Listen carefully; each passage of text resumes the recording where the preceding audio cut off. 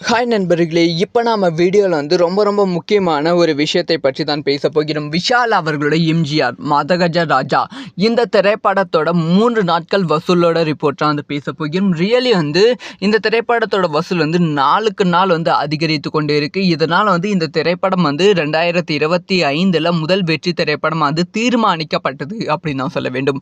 இதை பற்றி ரொம்ப டீட்டெயிலாக பேச போகிறோம்.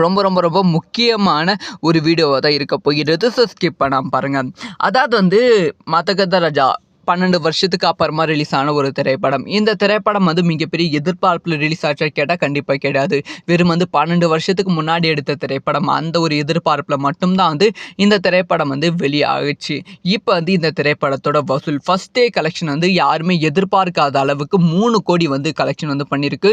3 கோடி வந்து பெரிய கலெக்ஷனாக கேட்டால் எஸ் வந்து பெரிய கலெக்ஷன் தான். ஏன்னா இதுக்கு முன்பு வந்து வணங்கான் திரைப்படம் வந்தது. வணங்கான் திரைப்படம் வந்து வெறும் வந்து 0.8 crores மட்டுமே கலெக்ஷன் பண்ணியிருந்தது. அதை ஓவர்டேக் பண்ணி இப்போ வந்து இந்த திரைப்படம் 3 கோடி வந்து கலெக்ஷன் பண்ணியிருக்கு.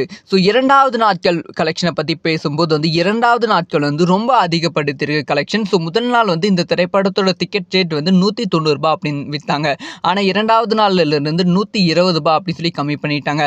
அதனால் வந்து இந்த திரைப்படத்தோட வசூல் வந்து 2.97 கோடி ரூபாய் வந்து கலெக்ஷன் வந்து பண்ணியிருக்கு. ஈவன் வந்து 120 கோடி ரூபாய் டிக்கெட் ரேட் வந்து கம்மி பண்ணாலுமே.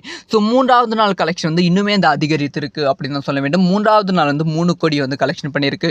ஆக மொத்தத்தில் 3 நாட்கள் முடிவிலே 9 கோடி பக்கம் வந்து இந்த திரைப்படம் வந்து கலெக்ஷன் பண்ணியிருக்கு அப்படிங்கிற ரிப்போர்ட் வந்து வெளியாகி